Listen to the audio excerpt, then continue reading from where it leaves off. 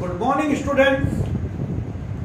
Solution chapter में हम आपको पढ़ा रहे थे solubility of gases in liquid. ये आपके चैप्टर की लास्ट हेडिंग है, लास्ट टॉपिक है ये आपके चैप्टर का, solubility of gases in liquid. इसके हम आपको पढ़ा रहे थे फैक्टर अफेक्टिंग। इसमें पहला वाला फैक्टर है नेचर ऑफ गैस, जो हम आपको बता चुके हैं। नेचर ऑफ गैस मैंने आपको प्रीवियस वीडियो में आप देखिए, वो हम आपको इसको बता चुके हैं। Number 2, nature of solvent that mean liquid. ये प्रिंसिपल आप 11 से पढ़ रहे हो, लाइक डिसॉल्व लाइक और equal dissolve equal. Like dissolve like, equal dissolve equal, एक ही बात है। That mean polar gases are soluble in polar solvent and non-polar gases are soluble in non-polar solvent. Polar gases like ammonia is a polar gas, HCl polar, so soluble in polar solvent like water. So polar gases are soluble in polar solvent, but insoluble in non-polar solvent like benzene, alcohol, carbon tetrachloride, ether. तो ammonia और HCl जो दोनों gas है वो polar है, तो वो polar solvent water में तो सोल्यूबल होती है, डिसॉल्व होती है। बट जो benzene, alcohol, ether, CCl4 non polar solvent है, इनमें इनसोल्यूबल होती है। देन इसके बाद में थर्ड वाला फैक्टर आता है आपके टेम्परेचर। इसमें आपके क्वेश्चन भी दे रखा है और सुन लीजिए क्या है। Temperature increase, solubility of gas in liquid decrease.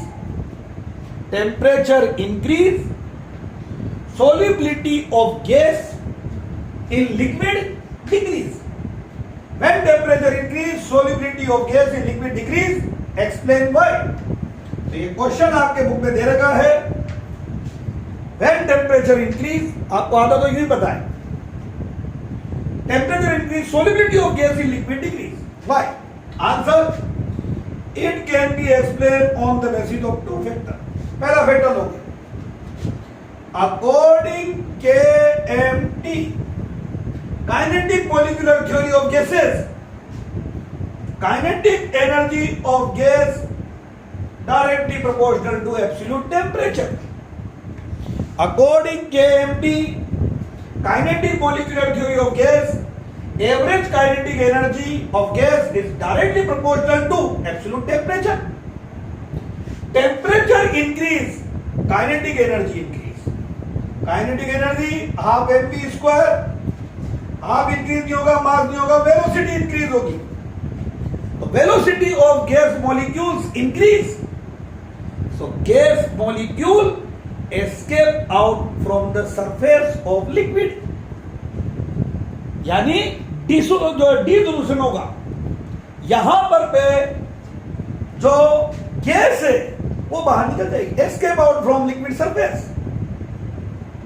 तो जो सोल्यूबल थी वो बाहर निकल गई। तभी तो आपने सुना भी होगा,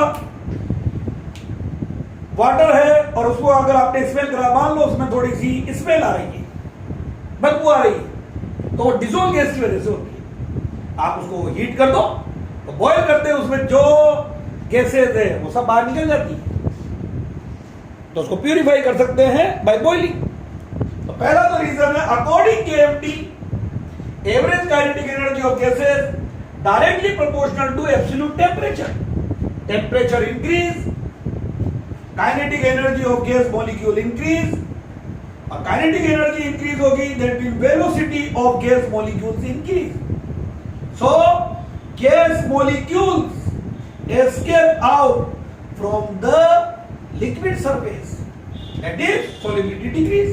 एक फैक्टर तो आप इससे समझा सकते थे के एम्प्टी वाले से।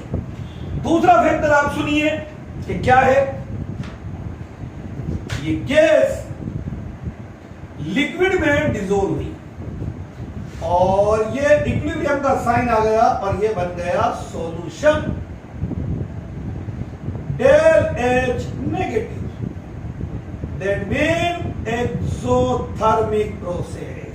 लीजिए भाई, when gas dissolve in liquid, it evolve energy।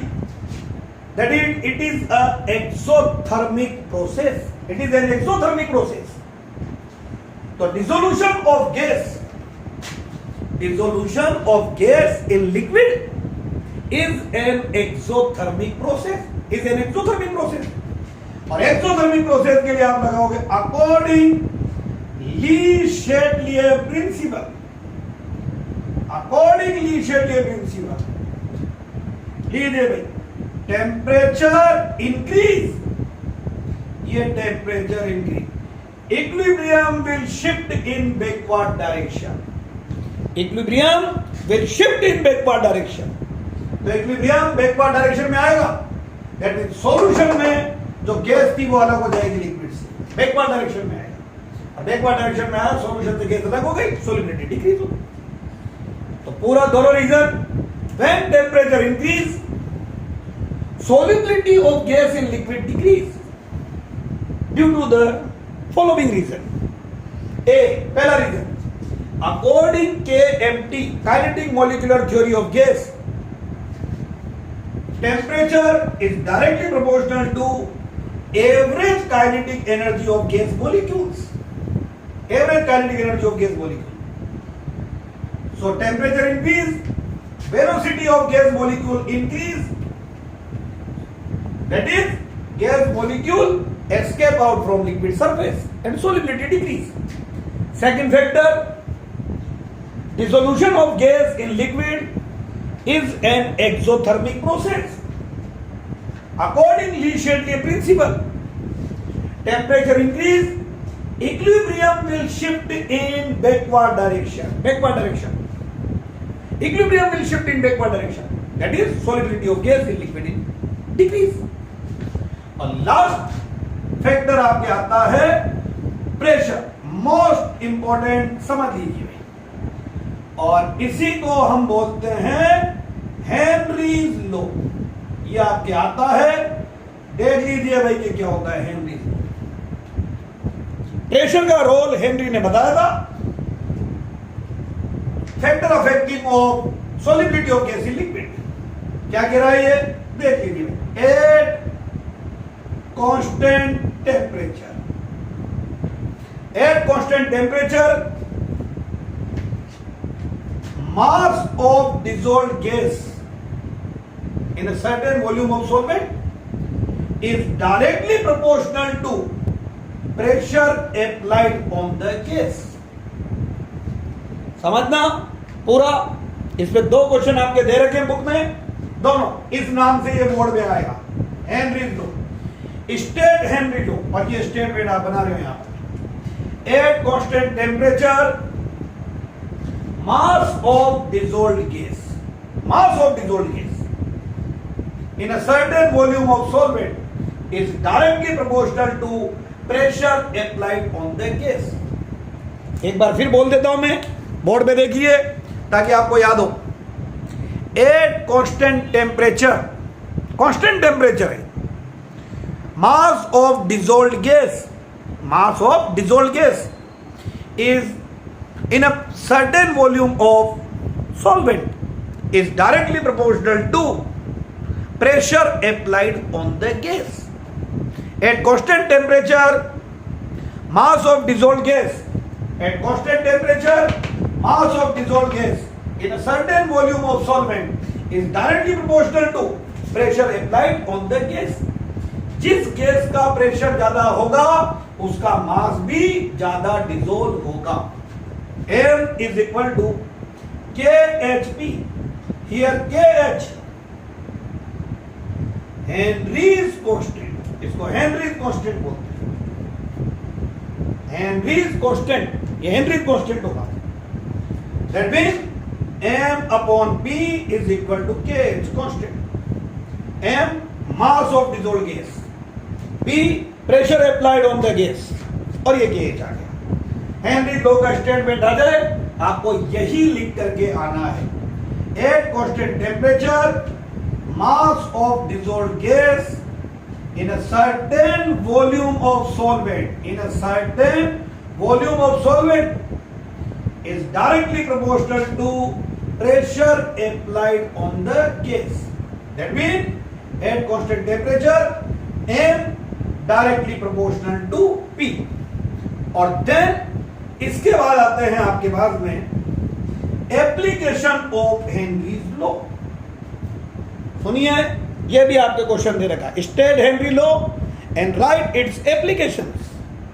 तो एप्लीकेशन ऑफ हेनरी लॉ पहला नंबर 1 सुन लीजिए भाई। एप्लीकेशन ऑफ हेनरी लॉ में in the preparation of aerated drinks, soft drinks, soda water, Pepsi, coca cola, Mirinda, जो भी बोलो आप, क्या होता है इनमें? In aerated drinks CO2 gas is dissolved at high pressure. अब सुनना, इसको जब बनाया जाता है तो लिक्विड के अंदर में जो एरेटेड ड्रिंक्स है सब में CO2 गैस को हाई प्रेशर पर डिसॉल्व किया जाता है।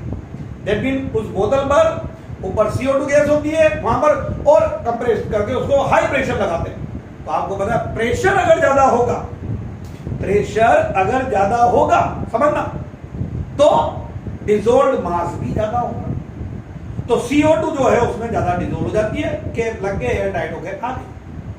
अब जैसे आपने एरेटेड ड्रिंक्स की बोतल को खोला, तो खोलते ही प्रेशर डिक्रीज हो जाएगा, और प्रेशर डिक्रीज तो मास ऑफ डिसॉल्व्ड गैस भी डिक्रीज। तो mass of dissolved gas decrease, तो वो जो एक्स्ट्रा गैस डिसॉल्व हो रही थी, mass of dissolved gas decrease, तो वो गैस बबल्स के फॉर्म में बाहर आती है। इसीलिए एरेटेड ड्रिंक्स की जो बोतल होती है उसको खोलते हो आप, तो बबल्स जो बाहर आते हैं वो इसीलिए आते हैं। तो in aerated drinks, in soda water, CO2 gas is dissolved at high pressure, वहां पर हेनरी लॉ।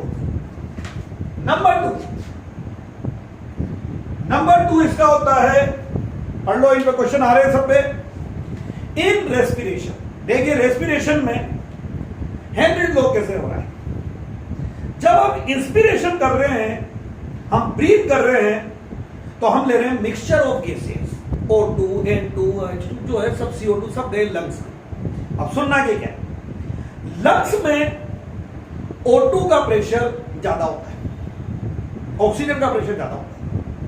तो जब यहां ऑक्सीजन का प्रेशर ज्यादा हो गया, तो आपको बोला जिसका प्रेशर ज्यादा उसका डिसॉल्व्ड मास भी ज्यादा। तो ब्लड के अंदर लंग्स में कौन सी गैस डिसॉल्व हो जाएगी? ऑक्सीजन, और यह बन जाएगा ऑक्सीजनेटेड ब्लड। अब ये ब्लड लंग्स से पल्मोनरी वेन से होता हुआ पूरी बॉडी के अंदर में जाएगा। हार्ट पे, हार्ट से पल्मोनरी वेन से पूरी बॉडी, पढ़ा आपने बायोलॉजी, हम तो बोले बॉडी में जाएगा। सेल्स में जितनी भी बॉडी की टिश्यू सेल्स है, वहां हो रहा है सेलुलर रेस्पिरेशन, और वहां पर पे CO2 बनती है। तो वहां CO2 का प्रेशर ज्यादा, ऑक्सीजन का प्रेशर कम है। तो जैसे वो ब्लड या सेल में आएगा, या सेल में आया वो ब्लड, तो बोलो किसका प्रेशर ज्यादा बताया मैंने? CO2। तो CO2 तो ब्लड में डिसॉल्व हो जाएगी, जिसका प्रेशर ज्यादा, डिसॉल्व्ड मास ज्यादा। और O2 का प्रेशर कम है, तो O2 ब्लड में से निकल करके सेल को मिल जाएगी। तो O2 तो मिल गई सेल को, और CO2 डिसॉल्व हो गई। अब ये CO2 वाला ब्लड फिर लंग्स में आएगा, और लंग्स में बता दिया किसका प्रेशर ज्यादा है? ऑक्सीजन। तो फिर इंस्पिरेशन हुआ था, तो ब्लड में ऑक्सीजन डिसॉल्व होगी और CO2 बाहर निकल जाएगा। समझ में आई जाओगा? दोबारा, लंग्स में ऑक्सीजन का प्रेशर ज्यादा है, सेल्स में CO2 का प्रेशर ज्यादा है। तो यहां पे जब हम इंस्पिरेशन करते हैं, ब्रीथ करते हैं, तो लंग्स में ऑक्सीजन डिसॉल्व हो जाती है और ऑक्सीजनेटेड ब्लड बनता है। ये ऑक्सीजनेटेड ब्लड जब सेल्स के कांटेक्ट में आता है, तो वहां पर पे O2 तो जो ऑक्सीजन है उसका प्रेशर कम, वो तो सेल को मिल जाती है, CO2 डिसॉल्व हो गई, फिर लंग्स में आ जाता है। लंग्स में फिर ऑक्सीजन का प्रेशर ज्यादा, तो ऑक्सीजन फिर डिसॉल्व होगी, CO2 इसके बाहर निकलती है। तो ये रेस्पिरेशन में भी हेनरी लॉ लगता है। नंबर 3, चलो भाई, इसके अंदर में आप देखोगे सी डाइवर्स, स्कूबा डाइवर्स जो होते हैं समुद्र में नीचे किलोमीटर नीचे जा रहे हैं, समझिए एप्लीकेशन ऑफ एंट्री। तो जब नीचे जा रहे हैं तो आपको बताया उन पर प्रेशर क्या होता जा रहा है, इंक्रीज। जैसे जैसे हम नीचे जाएंगे प्रेशर इंक्रीज होगा, ऊपर से प्रेशर बढ़ता जा रहा है। और वो पहले रेस्पिरेशन में एयर लेके जाते थे, समझना। तो जब वो सब स्कूबा डाइवर, सी डाइवर नीचे जाते थे और एयर लेके जाते थे, तो वहां रेस्पिरेशन करते थे तो एयर में नाइट्रोजन है। ऐसे तो नाइट्रोजन ब्लड में डिसोल्व नहीं होती, पर स्कूबा डाइवर में वहां जाते हैं, इतना प्रेशर ज्यादा हो जाता है कि नाइट्रोजन ब्लड में डिसोल्व हो जाती है। नाइट्रोजन ब्लड में डिसोल्व हो जाती है। और अब नाइट्रोजन बॉडी की किसी भी मेटाबॉलिक एक्टिविटीज में काम आती नहीं। तो जब स्कूबा डाइवर ऊपर आता है तो वो नाइट्रोजन जो है वो बबल के फॉर्म में बाहर निकले, क्योंकि प्रेशर अब कम हो रहा है, प्रेशर कम, तो वो नाइट्रोजन ब्लड में से बाहर निकले, बॉडी में तो काम में आई। तो ब्लड कैपिलरीज में बबल्स बन जाते हैं, और बबल बन जाते हैं तो बहुत पेनफुल कंडीशन होती है, और उसको बोला जाता है बेंड डिजीज होती है। Bend, BEND, not BAND, BEND, bend. तो इसके इफेक्ट को कम करने के लिए उस टाइम पे स्कूबा डाइवर को राय देती कि वो धीरे धीरे आए ऊपर, थोड़ा आए, रुके, थोड़ा आए, एक साथ ऊपर, तो पूरी बॉडी में ब्लड के ब्रेन में बबल्स ही बबल्स, पेनफुल कंडीशन, डेथ हो जाए, इतना पेन होता।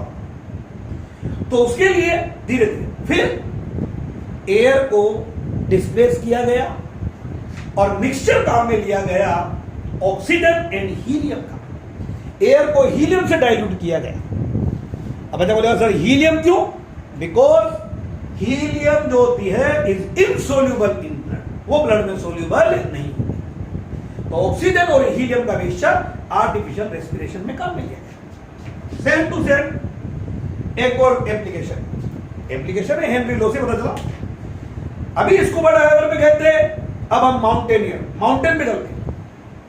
जब आप हाइट पर जाओगे तो आप पर प्रेशर कम होता जाएगा। नीचे जा रहे थे सी में, प्रेशर इंक्रीज, अब हाइट पर प्रेशर डिक्रीज, और प्रेशर डिक्रीज तो mass of dissolved oxygen in blood, mass of dissolved oxygen in blood decrease हो जाएगा। तो जो माउंटेनियर होते हैं वहां पर ब्लड में कम ऑक्सीजन डिसॉल्व होती है, और कम ऑक्सीजन डिसॉल्व होने की वजह से सोचने की जो थिंकिंग पावर है वो बहुत कम हो जाती है। तो माउंटेनियर इतना अच्छा नहीं सोच पाते हैं, और इस डिजीज को बोलते हैं एनोक्सिया। एनोक्सिया ये कंडीशन कहलाती है एनोक्सिया। तो वो तो थी बेड और ये होगा एनोक्सिया। एल्टीट्यूड में माउंटेनियर ब्लड में less amount of oxygen dissolve होगी ड्यू टू लो प्रेशर, तो थिंकिंग एबिलिटी जो होती है वो डिक्रीज हो जाती है, decrease thinking ability, and this condition is called anoxia. ये आपके हो गए एप्लीकेशन ऑफ हेनरीज लॉ, और ये आपका चैप्टर सॉल्यूशन कंप्लीट। इसमें हेडिंग थी पर बोर्ड ने अभी वो हटा रखी है, want of factor abnormal molar mass last. तो इसमें देख लीजिए आप क्या पढ़ाया हमने, पूरे में शुरू से बता रहा हूं मैं जल्दी। टाइप्स ऑफ सॉल्यूशन पूरे पढ़ा दिए। Concentration of solution, mass volume concentration, molarity normality, mass concentration, mass percentage, ppm, molarity, mole fraction, colligative properties, पूरी चारों colligative properties, and solubility of gas in liquid, इसके factor affecting 4, nature of solute gas, nature of solvent liquid, temperature और pressure का role Henry, उसमें Raoult लो आए थे वो। ये आपका सॉल्यूशन कंप्लीट है। इसमें एबनॉर्मल मोलर मास और वांट ऑफ फैक्टर आपके ओमिट कर दिए हैं अभी, अगर ये दोबारा आते तो आपको पढ़ा दिए जाएंगे। ओके, नेक्स्ट चैप्टर आपको नेक्स्ट वीडियो में पढ़ा। Okay, thank you.